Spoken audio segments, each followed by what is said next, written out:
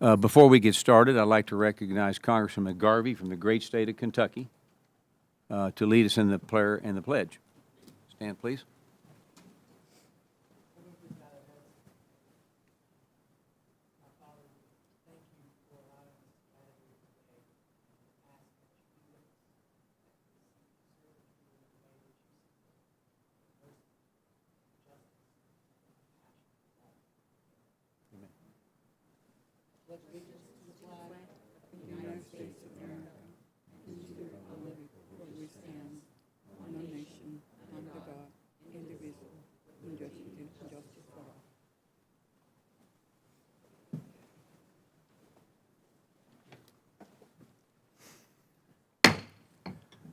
Okay, good morning, everyone. I now call the Committee on Small Business to order. Without objection, the Chair is authorized to declare the recess of the committee at any time.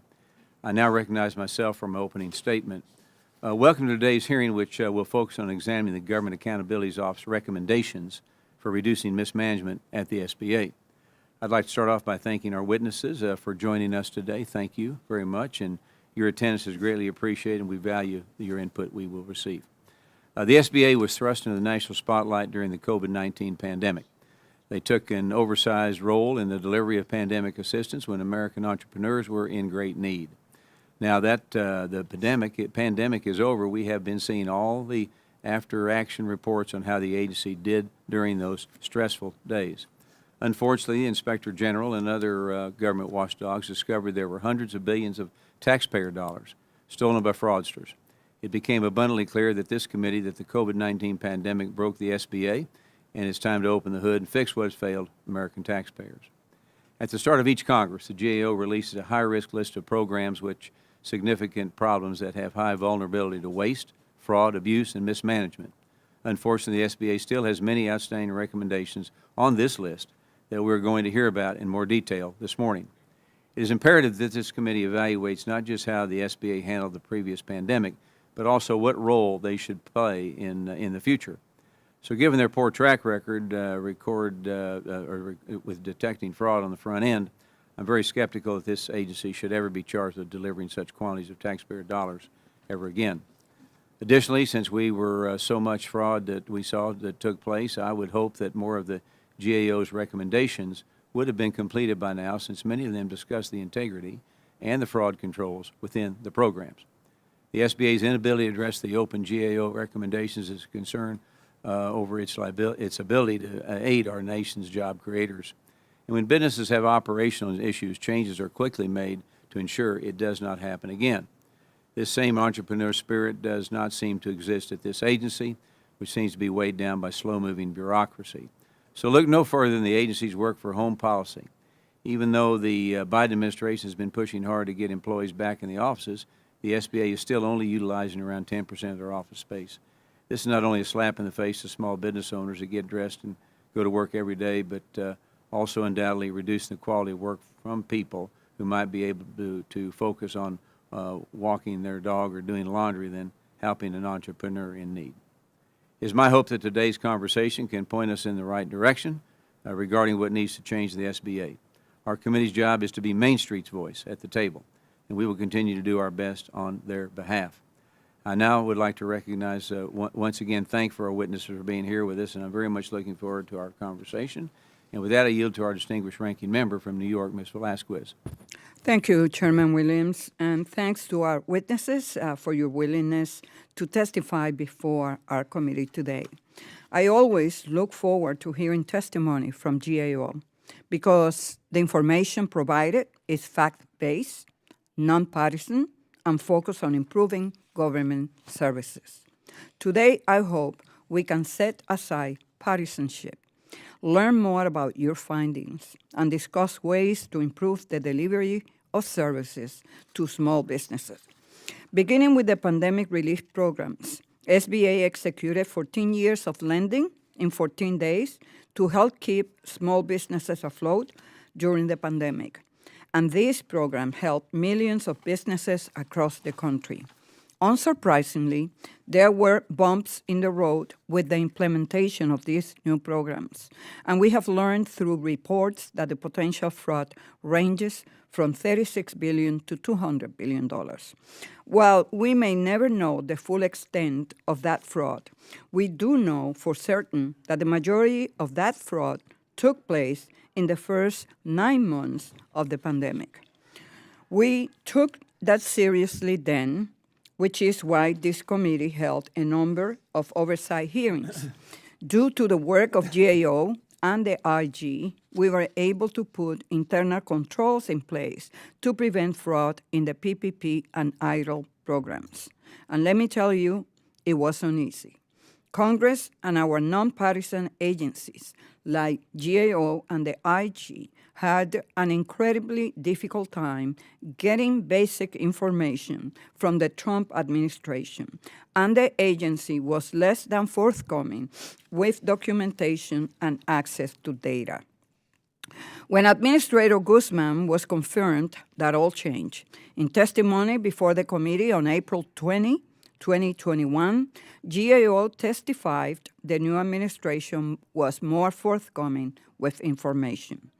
And GAO's May 15, 2023 letter to SBA, which delineates priority open recommendations, validates Administrator Guzman's commitment to implementing GAO's recommendations. In fact, their 4-year implementation rate was 100% for the past 3 years, well above the 77% rate government-wide. I hope to learn more about the agency's progress in implementing the remaining 36 open recommendations, which include 10 priority recommendations. In 2021 and at the beginning of the 117th Congress, SBA was added to GAO's high-risk list due to its mishandling of the pandemic relief program. Hearing more about SBA's progress in addressing the areas that left the agency susceptible to fraud will be useful. And looking to the future, I hope to hear GAO's perspective on SBA efforts to stand up the Fraud Risk Management Board to prevent fraud and other challenges facing the agency. GAO's priorities recommendations can offer a blueprint for the committee's oversight work. Through hard work and a true commitment to bipartisanship, we can confront these challenges together and improve the effectiveness of the SBA. Thank you, Mr. Chairman. I yield back. Yields back, and I now will introduce our witnesses. Our first witness here with us today is Dr. Courtney LaFountain.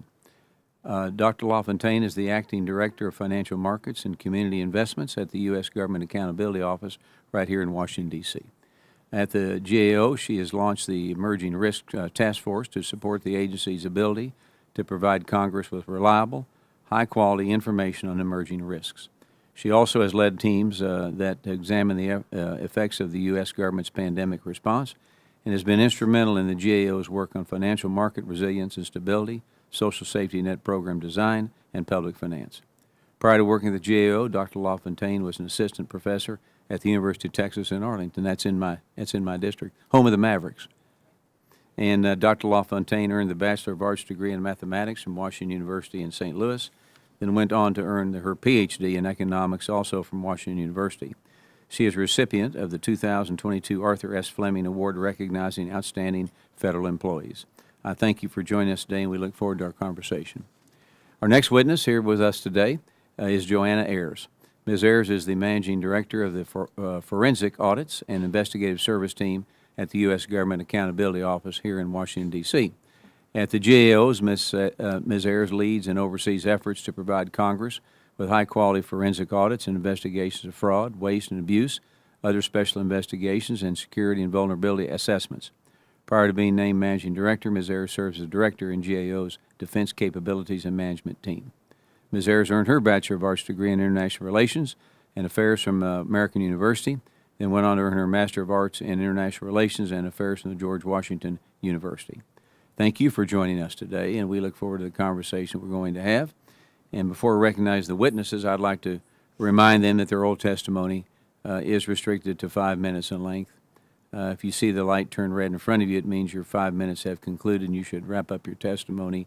And periodically you may, if you go over, you'll hear this, and that's to remind you to wind it up, okay? And so I now recognize Dr. LaFountain for her 5-minute opening remarks. Chairman Williams, Ranking Member Velazquez, and members of the committee, thank you for the opportunity to discuss GAO's work on small business administration programs. SBA's mission is to help Americans start, build, and grow businesses and help communities recover from disasters. Based on our work, I'd like to highlight 3 areas where SBA can improve program management and more effectively meet that mission in the future.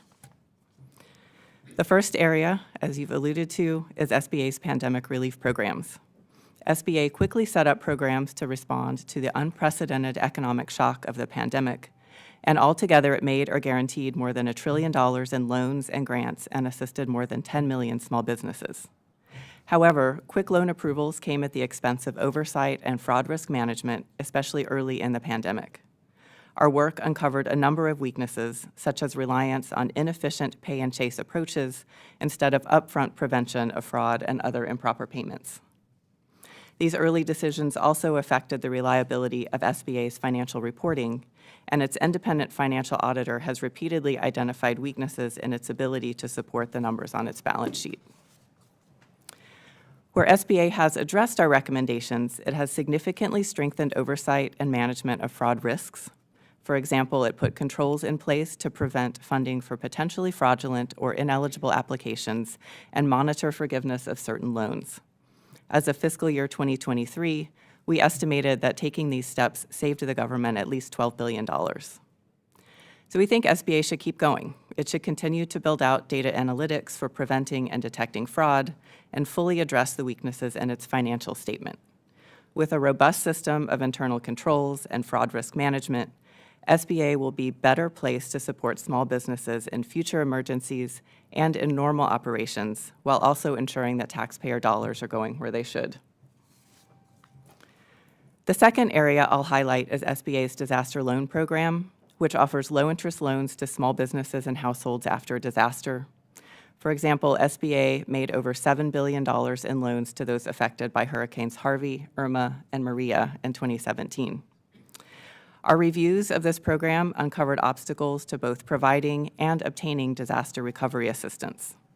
We found that SBA struggled to operate effectively after the 2017 hurricanes, where the power was out or the phone lines were down, and especially in rural areas. We also found issues with clear communication and an uneven playing field for accessing federal disaster assistance in general. So SBA has made a start here. It has improved disaster-specific action planning and started looking at its operating risks. But we'd urge SBA to take further action. We've recommended that SBA review its lending standards and see if it can reduce barriers while still managing its credit risk. We also think SBA should continue working with other federal agencies to level the playing field for access to disaster assistance. These steps can improve how communities recover in the future. The last area I'll highlight cuts across multiple SBA activities.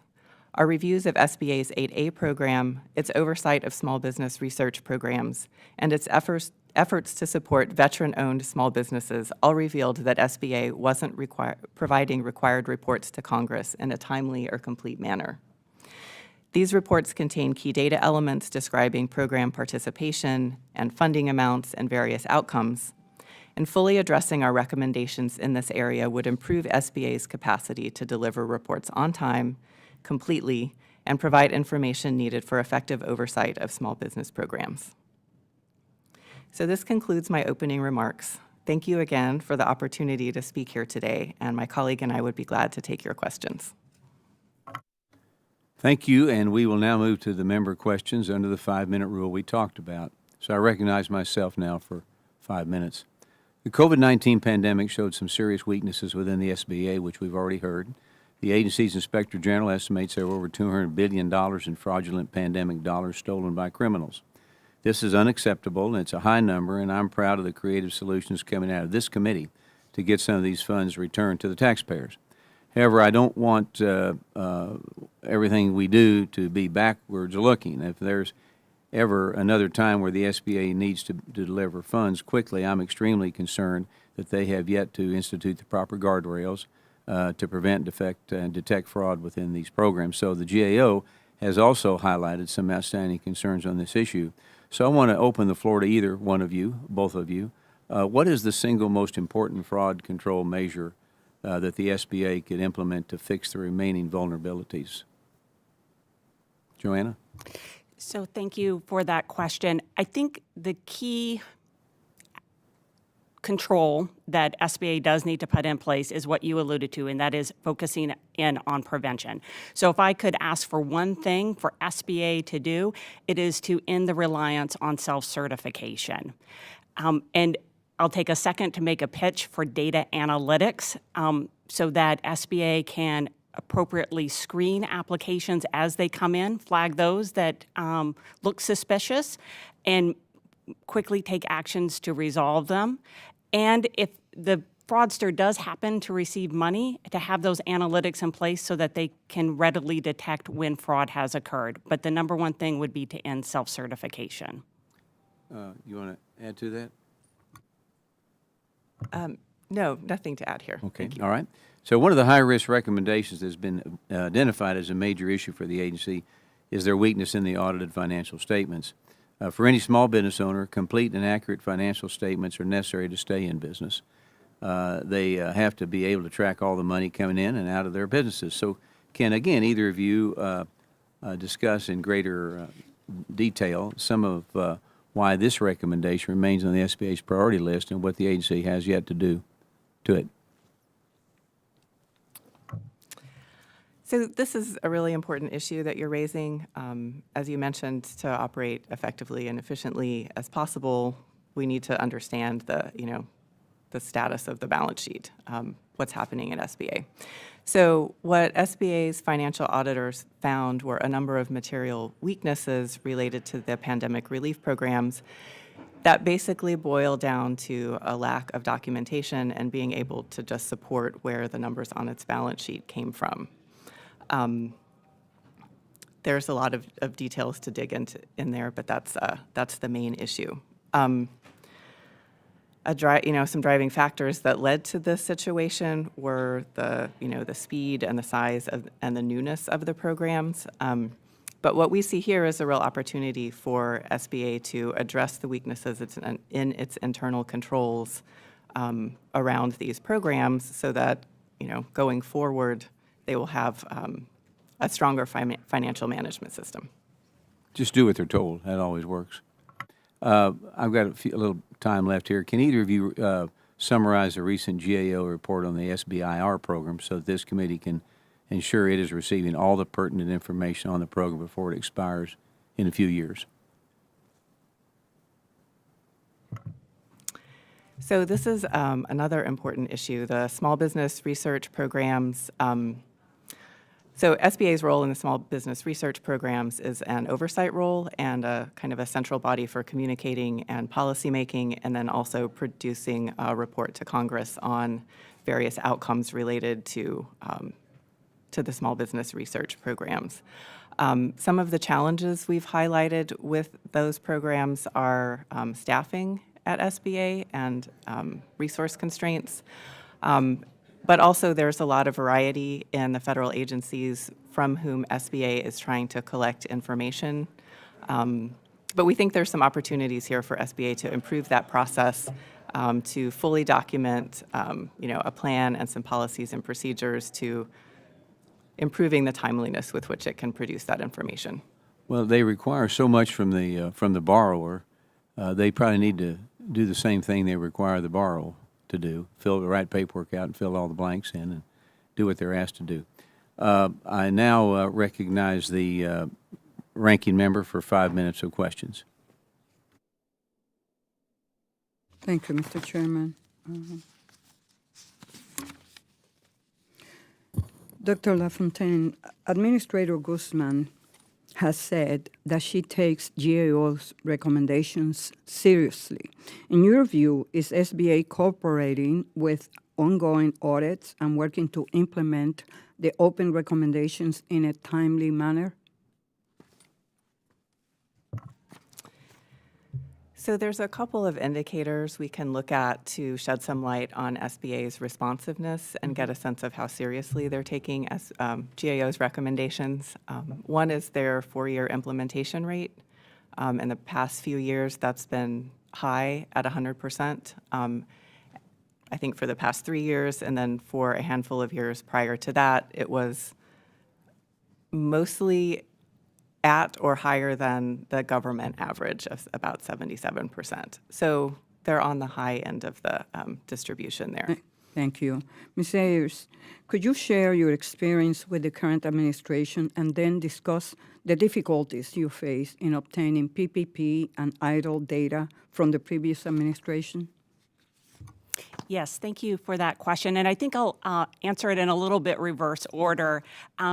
So throughout 2020, as SBA was designing and implementing the pandemic relief programs, we did, as you alluded to in your statement, encounter significant challenges and delays in receiving the data and documentation that we needed to help support congressional oversight of these programs. And those delays and challenges certainly hindered accountability and transparency in those programs.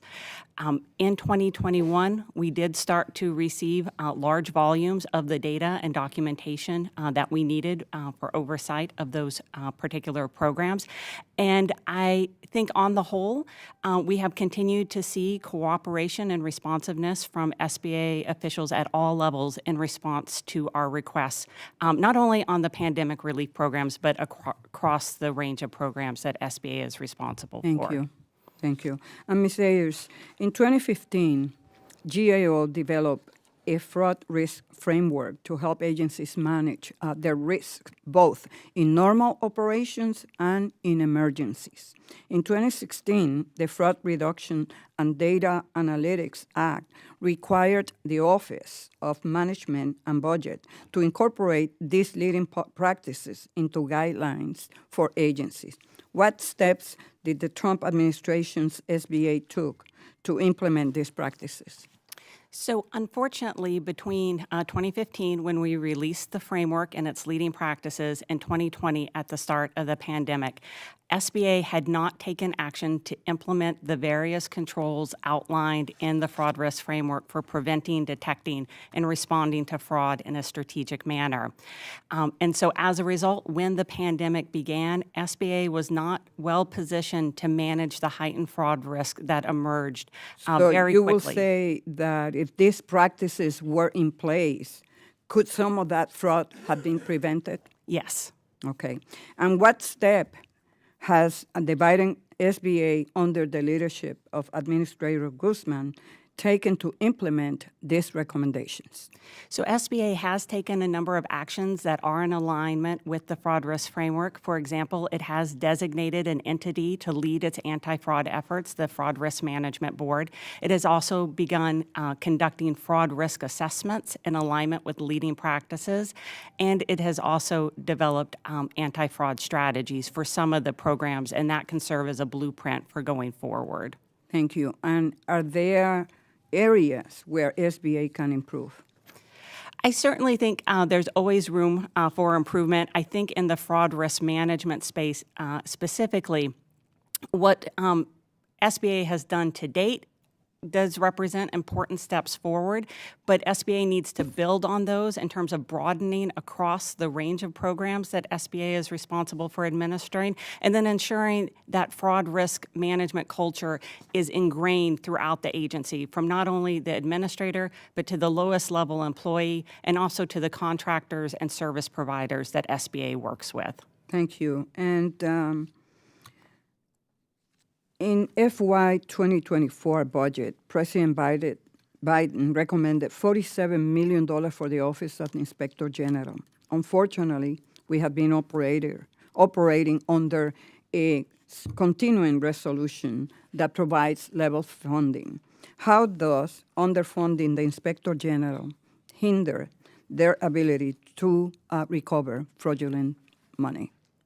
So I believe IG Ware has testified before this committee on the importance of his office receiving full funding so that it can carry out the necessary investigations and audits, not only related to the pandemic relief programs and the fraud that occurred there, but across the range of SBA programs. Thank you. I yield back.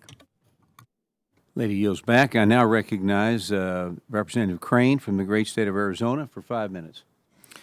Thank you, Mr. Chairman, and thank you for holding this hearing today. So, am I correct that there was about $200 billion worth of fraud that we've calculated with the PPP loans? Is that correct? So the SBA Inspector General has estimated that fraud in the PPP and COVID-19 EIDL programs was $200 billion, yes. Okay. Are we going after any of that money? Is the SBA going after any of that, trying to recuperate any of it? So I will first start off by mentioning that the SBA OIG under Inspector Ware's direction has an aggressive effort to conduct investigations and refer cases for prosecution. SBA has also taken steps to review previously approved loans under the pandemic relief programs and to flag those that are potentially fraudulent and refer those to the SBA OIG for further investigation. Ms. Ayers, you said that one of the things you'd recommend in a future crisis is prevention mechanisms. Is that correct? Yes. To make sure that vetting was done on the front end? Yes. Is that correct? Yes. Do you think that that's happening right now at SBA? So in terms of the pandemic relief programs, you know, obviously at this point, the funds have been distributed, and we did see numerous indicators early in the pandemic that the proper vetting was not being done, and as a result, fraudsters did get money that they should not have. That's not the question I asked, ma'am. Okay, But in terms of the current programs, yeah. Has anybody been fired, ma'am, to your knowledge? not to my knowledge, no. So why would any of these prevention mechanisms be put in place if nobody's been held accountable? We have seen SBA, based on our discussions as well as information that they have provided to us, we do see several indications that preventative measures are being put in place, and that SBA has an understanding that these measures do need to be in place, you know, not only looking back at the pandemic relief programs, but also looking towards, for example, the regular programs it has, such as the 7A and the regular EIDL program. So they are recognizing the importance of having preventative controls put in place. Okay. So you're saying that they are putting measures in place, but still you acknowledge that nobody yet has been held accountable at SBA. Is that accurate? I would say, again, to my knowledge, I am not aware of anyone being fired. You think that's a problem, Ms. Ayers? I mean, we're talking about $200 billion, right? Yes. I believe what was experienced at SBA was a systemic issue. As I discussed previously, there were not across the agency a range of mechanisms that had been put in place to manage the fraud risk. So it really very much was a systemic issue as opposed to the fault of one or two individuals. Thank you. Is it true that SBA only utilizes about 10% of their office space? Either one of you. I'm not aware that we've looked at that. Okay. All right, moving on. Can you repeat the issues you found with SBA's failure to support our veteran business community? I think that was you, Ms. LaFountain. Thank you. So this recent work identified two issues. One is that SBA is required by statute to give special consideration in its lending programs to veteran-owned small businesses. Are they doing that, ma'am? They pointed to some areas where veterans are benefiting from some of their lending programs, but they couldn't point to how SBA is giving them special consideration. No, So by statute, they're required to do that, and they're not doing that. that's right. Why do you think that is, ma'am? Do you think that this current administrator doesn't care about veterans or statute? If you had to take a guess, why aren't they, by statute, doing what they're supposed to help veteran small business owners? That is an important question. When we talked to them, they cited a lack of awareness. And so one thing that we would like SBA to do to remedy this situation is put policies and procedures in place so that doesn't happen in the future. A lack of awareness? Yes, sir. I yield back. Gentleman yields back. I now recognize Representative Davids from the great state of Kansas for 5 minutes. Thank you, Chairman Williams. Thank you, and thank you to you and the ranking member both for holding this hearing today. Thank you to our witnesses from the Government Accountability Office. I definitely appreciate the work that you all do. I just want to touch on a couple of things here. In August of 2022, GAO published a report on the tribal economic development. And since coming to Congress, I have definitely been diligently working to improve access to capital and entrepreneurship opportunities in general for Native communities. And I, of course, am very excited and thrilled that we just passed out of the House my bill to improve the Office of Native American Affairs at the Small Business Administration, and actually got the chance to work with my colleague, Mr. Crane, on that bill. So I'm, with that in mind, I'm curious if you can speak to the recommendation that you made regarding SBA and the analysis to improve their tribal economic development assistance, and what progress you've seen made to date, or additional issues that I need to be aware of. I apologize. I do not know those details. So we would be glad to connect with our experts and follow up with you on those topics. Okay, thank you. And we'll also follow up with probably some additional written questions to get into more specifics. We don't get a ton of time with 5 minutes here. So the second thing I was hoping to touch on is GAO's review of the disaster recovery activities that happen at the various agencies and at SBA specifically. I know that your office recently released a report about the SBA disaster assistance in rural communities, and certainly in Kansas, we are absolutely facing a number of unique challenges. You know, on the eastern side of the state, folks are often hit with severe storms and flooding. That can have just a devastating impact on our entrepreneurs.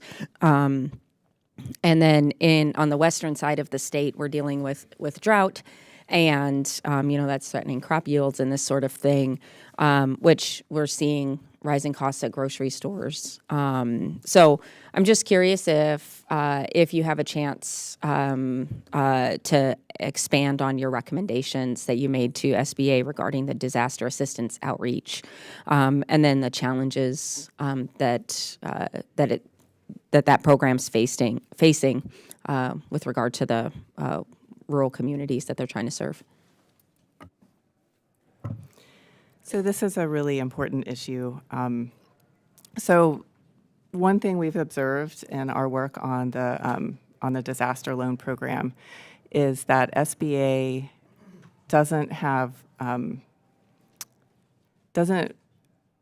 fully have a grasp on some of its operating risks for doing business in areas after a disaster, like physically in areas after a disaster, especially in rural areas. It can run into things like downed power lines or poor cell phone service that can just inhibit its ability to deliver the services that it's providing, or that it should be providing. So one thing we've recommended is that they take a look at their operational risks and come up with plans for mitigating those risks, including in rural areas. All right, thank you so much. And we'll follow up with a few written questions regarding the tribal economic development activities. Thank you. And I yield back. Lady yields back. I now recognize Representative Meuser from the great state of Pennsylvania for 5 minutes. Thank you very much, Mr. Chairman. Appreciate being here. Thank you to our witnesses very much. So I want to continue what the chairman began speaking about earlier related to the fraud issues. Billions and billions from, as you well know, EIDL and the PPP, and not assigning any blame, but we certainly want to avoid this in the future. So what is the GAO looking at? What have you determined? What have you assessed? And have you offered any, and my apologies if I haven't seen them, written ideas and for solutions to keep this from happening again in the future? Yes, thank you for that question. So we have a body of work going back to the early days of the pandemic, where we made a number of recommendations to SBA to enhance controls related to the various pandemic relief programs. And many of those recommendations are tied to our fraud risk framework that we issued in 2015 that outlines leading practices for managing fraud risk. And as I previously noted, prior to the pandemic, SBA had not been acting on those leading practices. I am very pleased that in recent years, SBA has started taking action to implement those leading practices. And going forward, as we think about future programs, SBA needs to continue implementing the leading practices from the fraud risk framework so that it is better positioned to manage its fraud risk during normal times and certainly during emergencies when risks are heightened. Okay. So I said I'm not assigning blame. You're kind of assigning blame to the previous SBA. And if you look at the numbers, there was just as much fraud in the PPP and the EIDL from this administration as the previous administration. So what has been done? Back to my question. Okay, if you write a paper, that's wonderful. That's a wonderful bureaucratic action to take. Was that followed up? Was there any improvements actually done, such as new IT systems, new procedures, bringing in the people from the private sector, credit card companies that are so much better at detecting and keeping fraud, because it's their money that they're losing. It's not, the American taxpayer dollars, which sometimes it doesn't get the respect that it deserves. Okay, does the GAO actually do anything besides write reports? So we have evaluated the actions that SBA did take to address fraud as it emerged during the pandemic, and we did find that the controls that were added, such as data analytics, enhanced screening of applications as they came in, and then doing post-award reviews, did help prevent fraud and help more readily detect it. I do think it is fair to say, based on our work as well as the work of the Inspector General, that while there was progress made, there were at times plans that SBA put into place that weren't always followed. For example, SBA, for a period of time, had not been running applications through Treasury's Do Not Pay system to flag applicants with potential problems. SBA then began running applications through the Do Not Pay system, but in some cases, for reasons that are not necessarily clear to us or the IG, they made decisions not to run all of the applications through that portal. Thank you. Can we see some of the ideas and the plan that you have to improve? Do you have that in outline form or in some way an action plan for minimizing fraud? So we have outlined the steps that we think SBA does need to take, and that is outlined in the fraud risk framework. It is up to SBA to develop that action plan to see how it will carry it out. And we have seen action plans that SBA has developed related to fraud risk management, and we will continue to follow up with them to see the status of the implementation to make sure that it isn't just a plan on the shelf gathering dust, but it is resulting in real change. That's great. Thank you. I yield back, Mr. Chairman. Gentleman yields back, and we're going to kind of go into a little mini second round here. We haven't asked all our questions. This committee has been investigating the SBA's Community Navigators pilot program. This program essentially is duplicative of existing SBA programs such as Small Business Development Centers. However, it's much less effective. This leads to a waste of taxpayers' dollars. So can you all discuss how the GAO is looking into this program and what you are finding? So these are important issues that you're raising, and we do have ongoing work looking at the Community Navigator program. Because it's ongoing work, we don't have any findings to share at this time, but we would be glad to when that work is completed. When do you think it'll be completed? I think our goal is to complete it later this fall, but let me double check that detail. And Well, yeah, we need to follow through so we can see what you have found, okay? All right, next, we'll go back to Congressman Meuser for his second round of questioning. Thank you again, Mr. Chairman. Thanks again for being with us. So during a GAO review, agencies seem to, don't know for sure, appease the GAO recommendation and turn around and revert back to the old ways of implementing the recommendations in an inadequate manner. It is imperative that, in this case, the SBA commits to addressing the GAO's concerns in a lasting and effective way. However, audits of internal SBA controls and processes paint a picture that the agency struggles with developing such adequate processes that protect taxpayer dollars. With that in mind, how does the GAO look at the long-term effectiveness of the SBA's actions in closing out these recommendations, and how can that improve?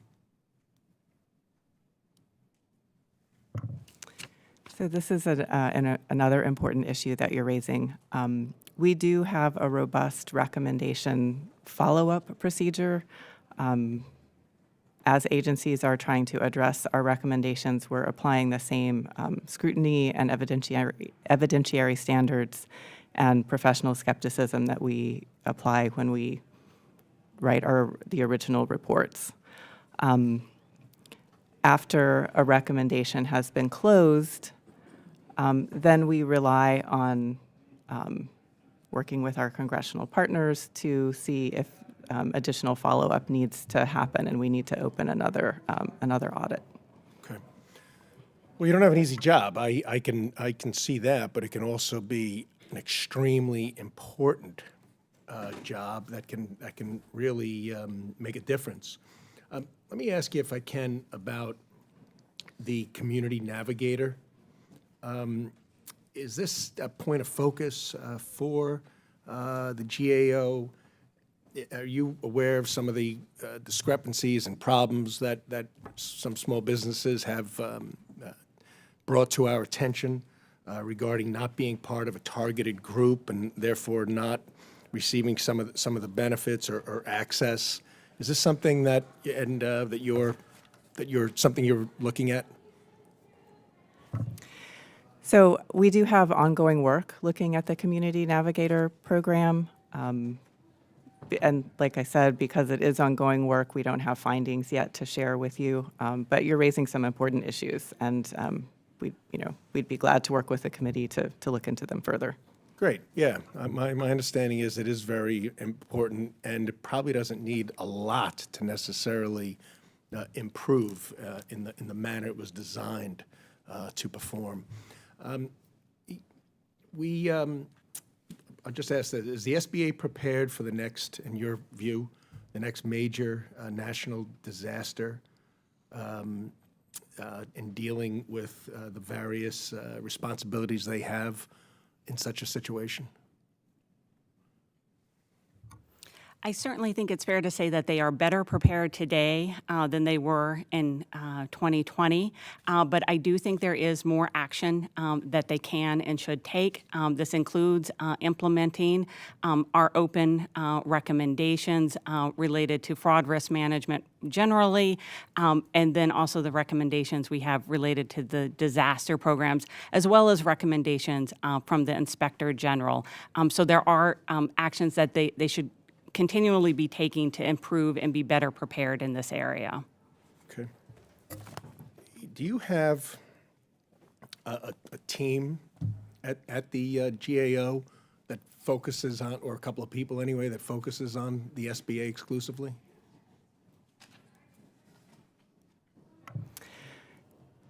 So the Financial Markets and Community Investment Team, where I'm currently situated, we do a lot of reviews of various SBA programs, but other teams across the agency have also looked at what SBA is doing and, in various aspects of its operations. Can you point to one area that you got involved, showed them how it could be improved, and it actually did get improved?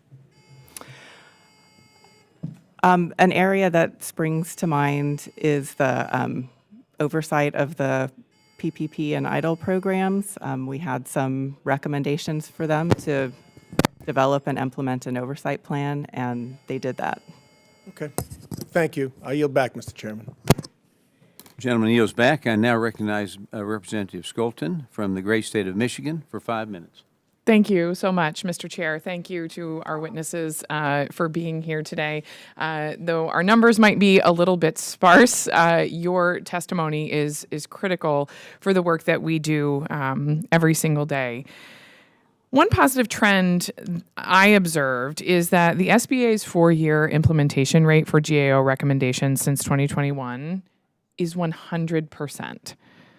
It's no surprise that the SBA met their goals under the leadership of Administrator Guzman, who I've had the pleasure of hosting twice now in our district, as well as in conjunction with a visit from Vice President Harris just a couple weeks ago.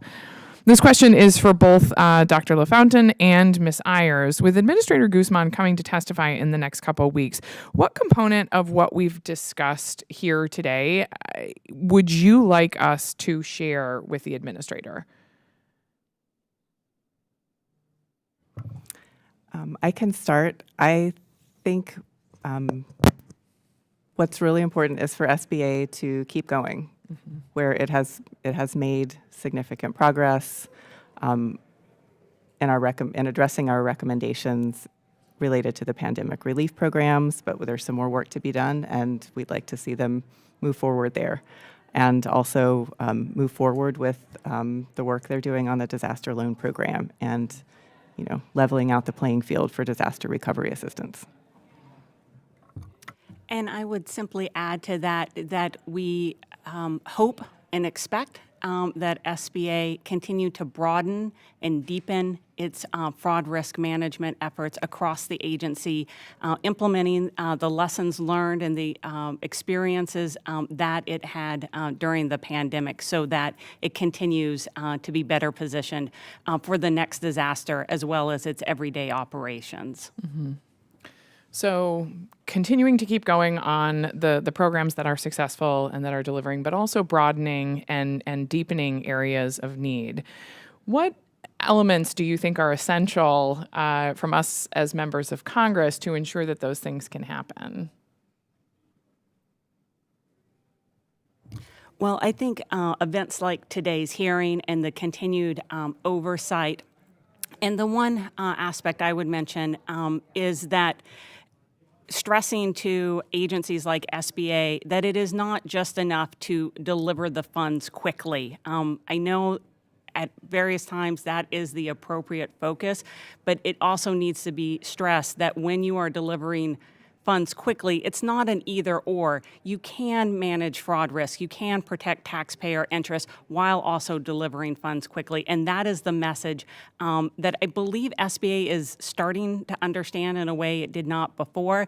But I think that pressure and that message needs to stay on SBA as well as any number of other federal agencies. Yeah, thank you. Anything to add on that? I would just add that there are some themes in our recommendations that we highlighted today, and so not just focusing on addressing a single recommendation for a single program, but if there are lessons learned that can have positive spillovers across the agency, that seems like a great opportunity. Yeah. My second question, the SBA has delivered over $1 trillion to small businesses through economic relief programs during the pandemic. Of course, as we've talked about, part of this committee's role is to exercise oversight. You referenced that in your response, Ms. Ayers, of the SBA and ensure the agency is being a good steward of those taxpayers' hard-earned dollars. If there were to be another crisis like the pandemic in 2020, is the SBA better prepared to handle it today than it was 4 years ago?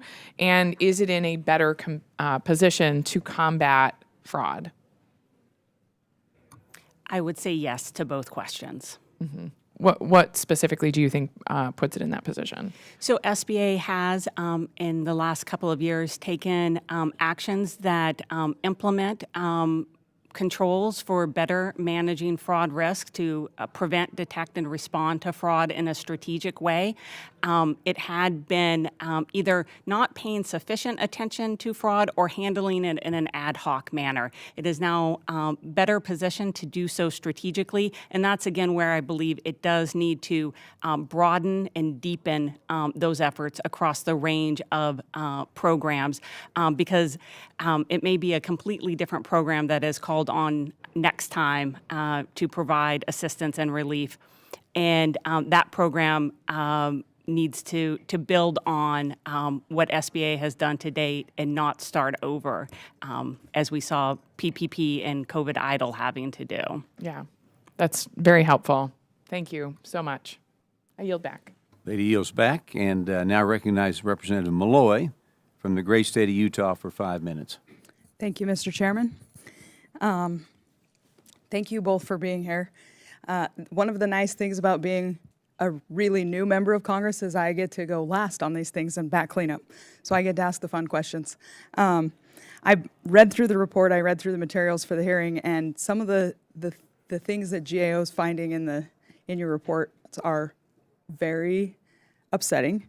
And I know that you're part of the executive branch and you have a responsibility for making sure that the SBA is accountable. But we as the legislative branch also have a responsibility to hold the executive branch accountable and clean up waste, fraud, and abuse. And it looks like you're working with us to do that, and I appreciate that. But one of the things I noticed is that these SBA programs are failing to help some of the groups they're supposed to help, like veterans, women-owned small businesses or WASBs, and rural areas in the wake of disasters.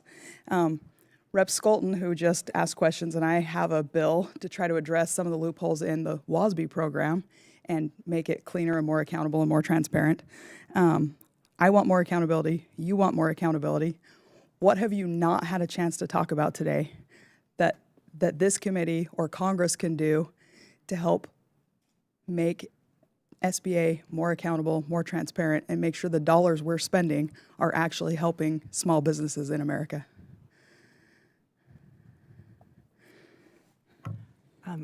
Well, a thing that springs to mind, and thank you for the question, is having a hearing like this where we get to talk about how the issues that we're finding at SBA, how they have an effect, where they've made progress, but where they really need to keep going.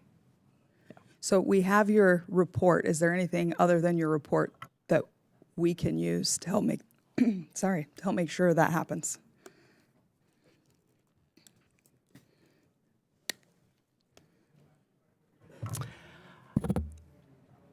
So great question. In addition to the report we provided, we would welcome we would welcome talking to you all about what your interests and priorities are, and seeing where we can do work on those topics. Actually, that would probably be my answer to that question. Thank you. Okay, thank you. I'm going to have my staff reach out because I would like to work with you on how we can make these programs work better for veterans, women-owned small businesses, and rural communities. Those are really important constituencies for me. Ms. Ayers? So I would echo what my colleague said, and we are certainly, while the focus of my work has largely been on fraud and fraud risk management, we are concerned. The programs you mentioned are ones that, we can talk to you about as well through that lens. And so we are here to support you as a legislative body. And in fact, I will mention that we actually are part of the legislative branch ourselves. Okay. Thank you for that correction. And we are happy to support you and your colleagues in your oversight role in a nonpartisan, non-ideological, fact-based way. And so, yes, we have the reports that we issue, but we also have a wealth of knowledge and expertise that goes behind that, and we are always happy to meet with you or your staff to discuss issues of interest. Okay, I'm going to have my staff reach out to you as well because I'm also interested in reducing fraud. I mean, that's something that is nonpartisan that we all want to get under control. So work with us on that. Let's come up with some ideas to close these loopholes and increase accountability. With that, Mr. Chairman, I yield back the remainder of my time. He yields back. I now recognize Representative Thanedar from Michigan, or great state of Michigan, for 5 minutes. Okay. I next recognize Representative Alford from the great state of Missouri for 5 minutes. Thank you, Mr. Chair. I appreciate it. Thank you for our witnesses being here today. This is a very important meeting. You know, one of the core duties of Congress, I don't have to tell you, is to conduct oversight of the executive branch. We have to make sure that the agencies are using their budgets efficiently to complete their duties for the American people. Key tool of Congress in our oversight of the executive branch is the Government Accountability Office, an independent, nonpartisan government agency with the legislative branch. Right now, the SBA has a staggering 41 open recommendations from the GAO leading to the conclusion on the high-risk list. One glaring recommendation the SBA has not adopted is to meet reporting requirements in a timely manner. And right now, many of the SBA's Veterans Business Outreach Centers are not submitting their quarterly or yearly reports, and the SBA does not even have a process to make sure it happens. Another major problem is the SBA's minimal return to work policy. When we tried to visit the Small Business Administration just down the street here to conduct congressional oversight, our request was repeatedly denied. Sitting members of Congress were not allowed in the building. This is why we introduced the Congressional Access to Bureaucratic Offices Act, or the CABO Act. The CABO Act would require any agency headquarters to allow sitting members of Congress and their staff in their buildings. As a result of introducing the CABO Act, we were finally allowed in and led a delegation with Chairman Williams to the SBA and met with the Administrator Guzman.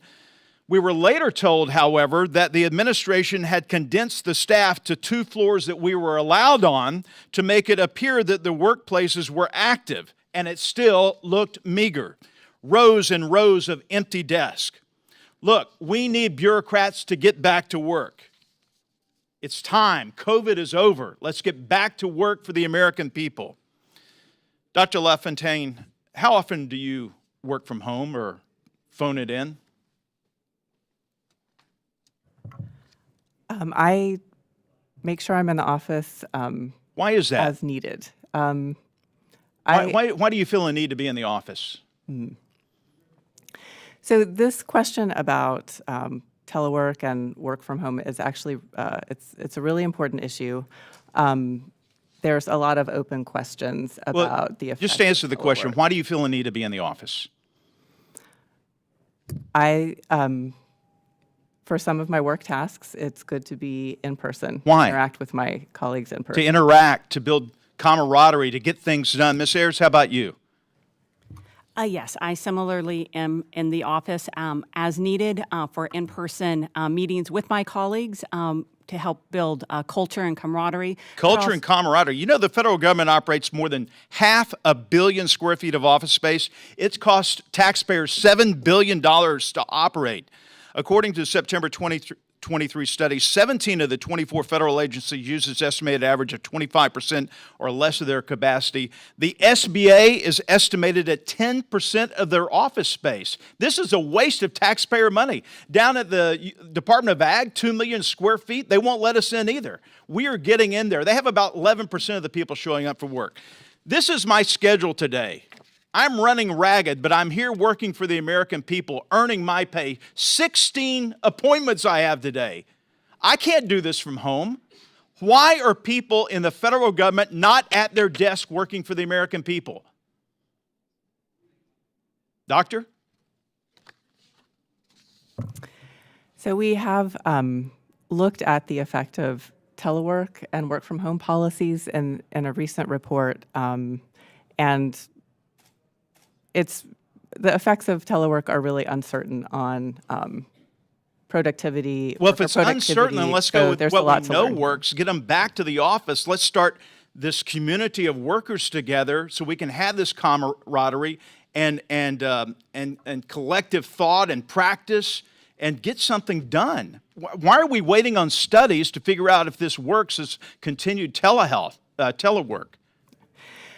You're raising some really important and timely issues, and we would be glad to work with you to find a way to look into this further. Well, thank you. I know that's a bit of a rant, but I'm really upset that we even had to file this act. The sitting members of Congress cannot go down to the offices that we have oversight, and then when we get down there, it's staged to make it look like an active workforce is down there. I look forward to Administrator Guzman coming here and answering some of these questions. Thank you for being here. I appreciate your service to our nation. With that, I yield back, Mr. Chairman. Gentleman yields back. I now recognize Representative Thanedar from the great state of Michigan for 5 minutes. Thank you, Chairman. Appreciate your consideration here. I appreciate both your organization and how bipartisan it is, and in this partisan environment, it's refreshing to see that. You know, I'm a small business owner. I ran small businesses for 25 years. And I have had some really good luck with SBA, able to get things like 504 loan programs, so that can help my business succeed. I also had some frustrations with the red tape and the paperwork and getting things approved. What immediate steps can SBA take in your mind? Maybe give me 2-3 things that SBA could do to improve its effectiveness and ability to serve the business community.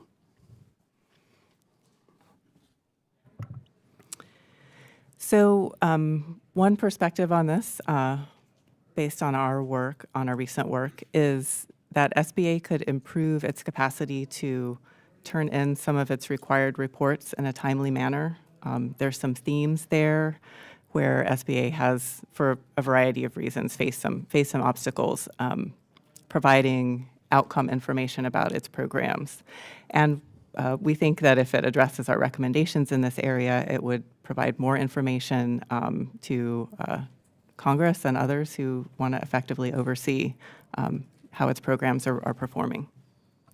Thank you. And particularly, you know, I represent Detroit, Michigan, and a 78% African-American city.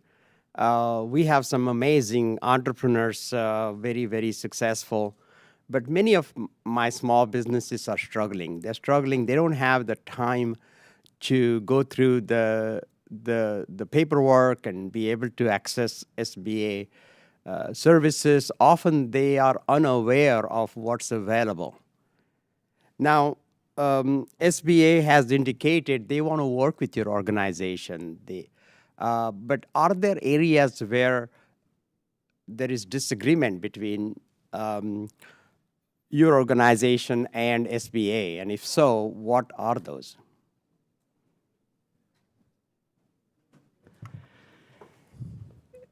So SBA has generally agreed with the recommendations that we've made particularly the ones we've highlighted today. There may be a detail here and there that they push back. However, we have found that they are willing to take steps to address our recommendations and are doing that. Any disagreement? Is there total agreement, 100%, or can you identify any areas where you're struggling? I think what I would say here is that some of the things we've asked SBA to do are not easy, and the recommendations will take time to address and may need some sustained attention. So as an example, we have asked SBA to work with other agencies on improving access to federal disaster assistance. And that's, looking to see, is the playing field uneven? Do you have the right data and analytics to look into this issue?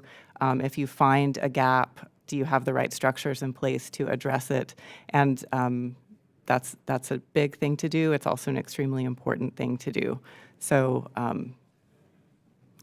so we understand that it takes time to address the issues we've raised, but we do see them trying. All right. Thank you. And in terms of, under the Biden administration, I see there is a lot more Latino ownership has increased, African-American ownership of small businesses have increased. We've seen more women-owned businesses flourishing. But we still need to do more to help, especially the Black and brown community, in terms of their ability to achieve the American dream. What specific steps would you recommend to SBA to help improve access for the minority business owners? So here I'll just say that you're raising some really important questions, and we'd love an opportunity to work with you and the committee to look into them further. All right. Thank you, and my time is up. I'm Niels back, and I'd like to thank our witnesses today for your testimony and for appearing before us.